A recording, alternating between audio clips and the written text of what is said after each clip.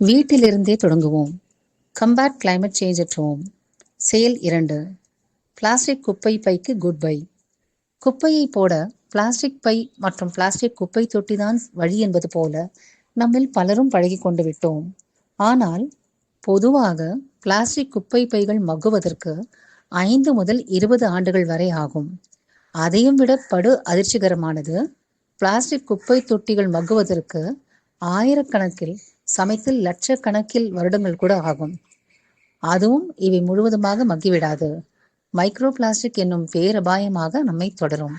ஆக இந்த பிளாஸ்டிக்கினால் சுற்றுச்சூழலுக்கும் உயிரினங்களுக்கும் பெரும் ஆபத்தை விளையும். குப்பையை போட பிளாஸ்டிக் பைகளுக்கு மாற்றான வழிமுறைகளில் சில.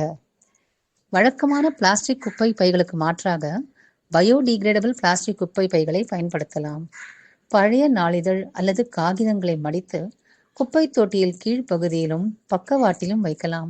குப்பையை பொது தொட்டியில் போட இது போதுமானதாக இருக்கும். சிலர் குப்பை தொட்டியில் நேரடியாக குப்பையை போட்டு தினமும் சுத்தம் செய்து வைக்கிறார்கள்.